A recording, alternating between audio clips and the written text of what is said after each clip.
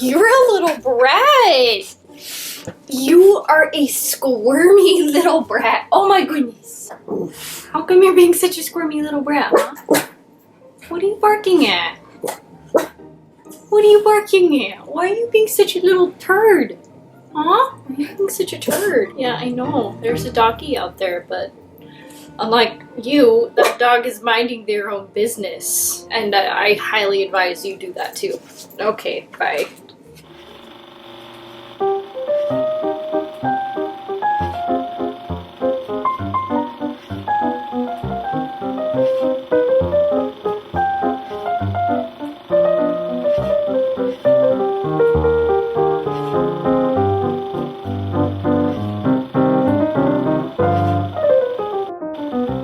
Hey squirrels, and welcome back to my channel. My name is Juniper Rose, and hello, welcome. If this is the first time you are ever seeing me, or maybe you're just one of those people that likes to watch videos without, I don't know, subscribing, then go ahead and click the subscribe button down below, because here on this channel we talk about things related to witchcraft, paranormal, and shenanigans, basically. So yeah, if that is what you are into, then by all means be my guest. And also, just in case you are squirrel-brained like me, hit that bell icon. It will tell you magically every single time that I upload a video. So yes, do that. But anyways, today we are actually going to be talking all about the moon because she is beautiful. Just up there glowing in the midnight sky.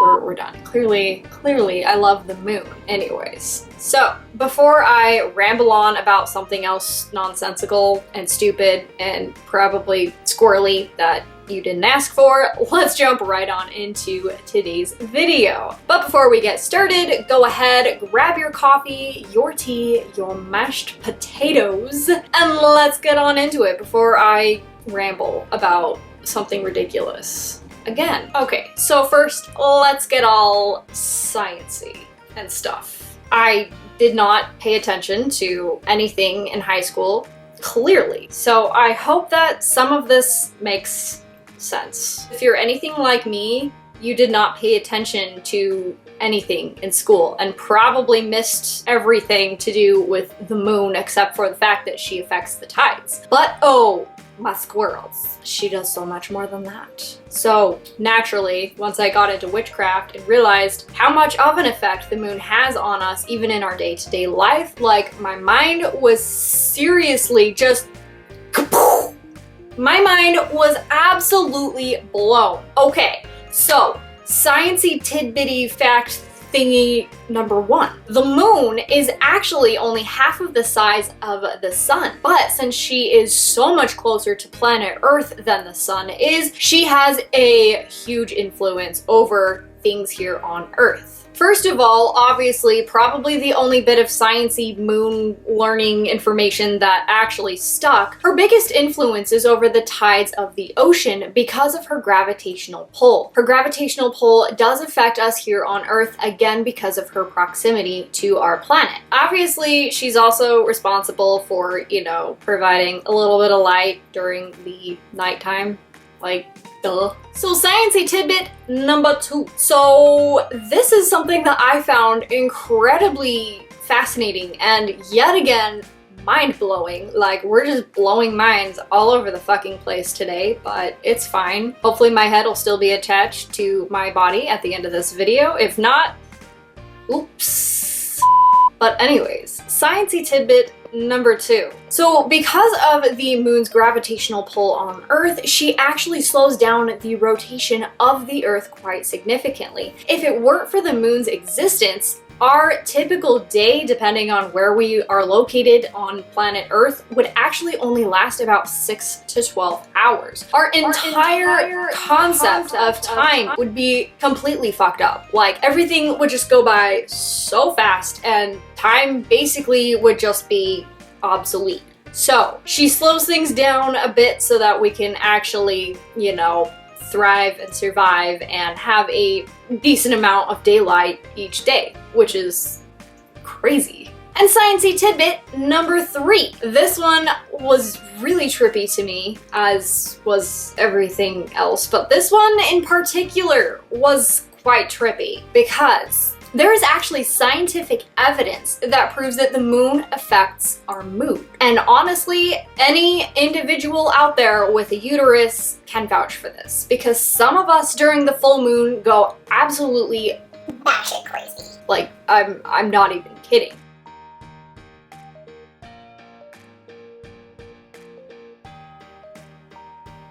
The scientific evidence behind this is, again, going back to how the moon affects our tides and the currents of the ocean. Since her gravitational pull has a huge effect over water, our bodies are actually made up of about 70% water, which is in our bloodstream. So you get where I'm going there?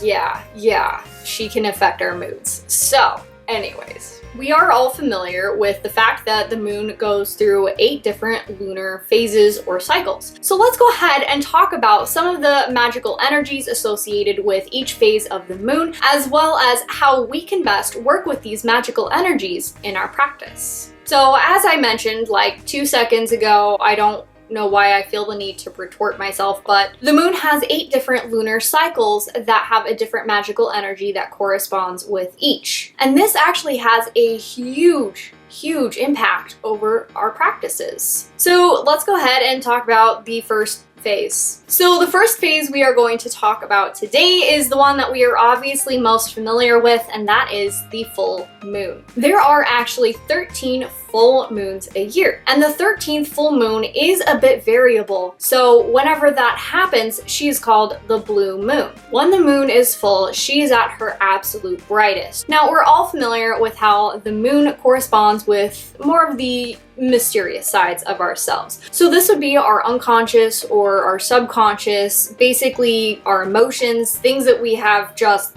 buried deep down. She rules over all of this. And when the moon is full, she is at her absolute brightest, which can actually magnify any issues or problems in our subconscious and make them conscious. So during the full moon, you may find yourself acting a little bit moody, erratic, and even tense or tired. The brightness of the full moon can tend to be a bit disruptive. So as the full moon is at her brightest, she can definitely tend to become a bit disruptive to our regular day in, day out cycles, but she does have good intentions.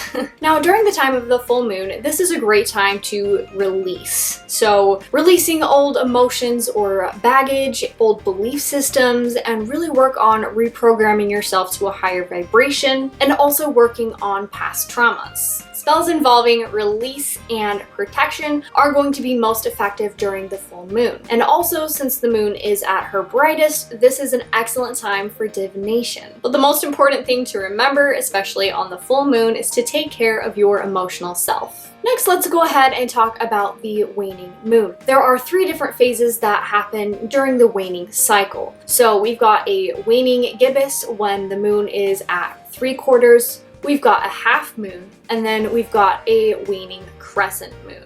A waning gibbous moon is great for clarity and knowledge. The quarter moon is excellent for continuing with letting go, but also banishing and ridding yourself of hexes and curses. The waning crescent is a good time to look inward at what you've learned this past month or during this past cycle, and really just take time to relax. Now, a good thing to keep in mind is that during the first 3 days of the waning gibbous moon after the full moon, energy can be a bit chaotic. So a lot of witches or practitioners that work with the moon tend to kind of relax during those times and not really do any spell work or anything, since energy is a bit more chaotic. The next phase to talk about is the new moon. This is when the moon is at her darkest. The dark side of the moon is facing Earth, wherever you are on planet Earth.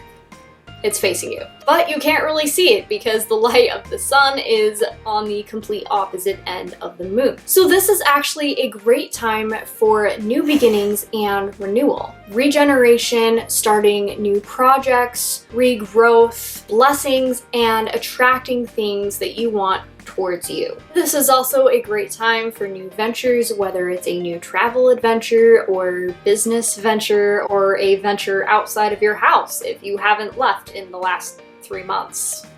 Next, we will get into the waxing portion of the moon's cycle. Again, there are going to be 3 lunar phases during the time that the moon is waxing, so to speak. First off, right after the new moon, we have a waxing crescent. Next, we will have the first quarter. Again, it is a half moon. And last but not least, we have a waxing gibbous. So the waxing crescent, again, is great for new beginnings, transformation, and creativity and exploration. So if there's something new that you have really been wanting to try out, maybe it's just a new spell or a new project, now is an excellent time to start it if you didn't already do so during the new moon. The phase of the first quarter is going to be very important. This is a time to start taking action on those new things that you've been exploring or thinking about doing. This is when the moon's energy is increasing, and so is our energy, and this is an excellent time to start putting the law of attraction into use,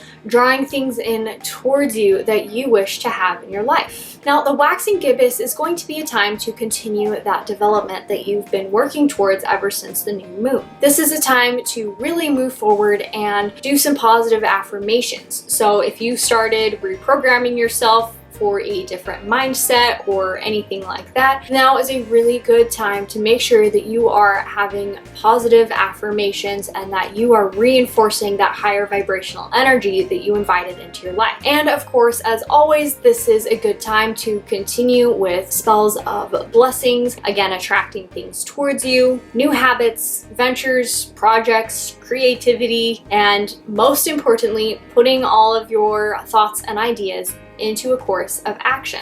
Now, let's talk just a little bit about what the fuck an Esbat is. So when I first started out, I always heard the term of Sabbats and Esbats being used together, especially when it correlated with Wicca. It was easy for me to start grasping onto the concept of what Sabbats were because they're basically holidays. They're pagan holidays. They are on a set day each year for each different Sabbat, and it does correspond with a lot of our traditional holidays that we grew up with. Now, the concept of an Esbat just entirely eluded me. I'm like, what the fuck is an Esbat? And for the longest time, I was just confused, and quite honestly, it stressed me out, so I avoided it and didn't actually bother to Google it, which is stupid because it's just a word. Like, you can ask Siri what an Esbat is, and I'm sure she'll answer you. Siri, what's an Esbat? The definition of the word ascot is a cravat with wide square ends, secured with an ornamental pin. Siri, what is an Esbat? Aspat? The definition of the word aspect is a distinct feature or element in the problem. The word aspect has 4 other definitions.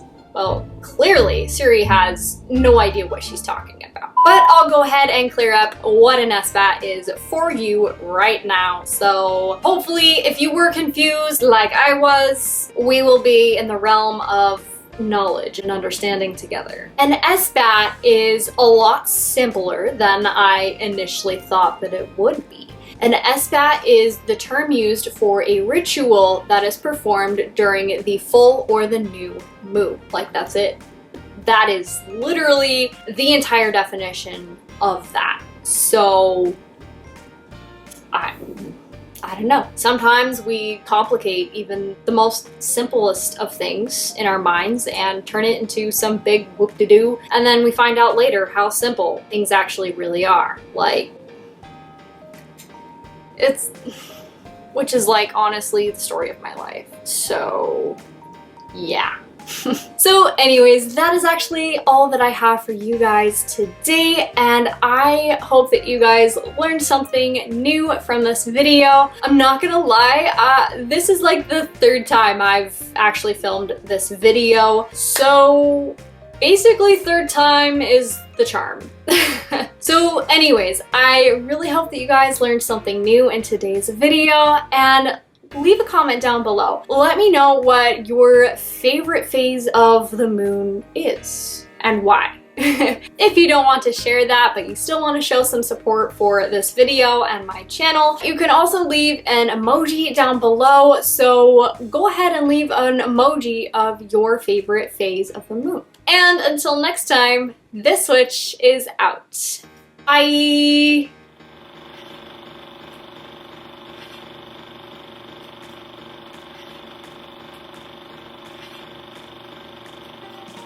Which actually does tie into... So, jumping... Did I talk about the moon? The brightness can... Her brightness during the full... Spells that are... Spells involve... Wow, we're doing great. Air. She's mysterious for that. This is going great. Like, oh, she's a snack.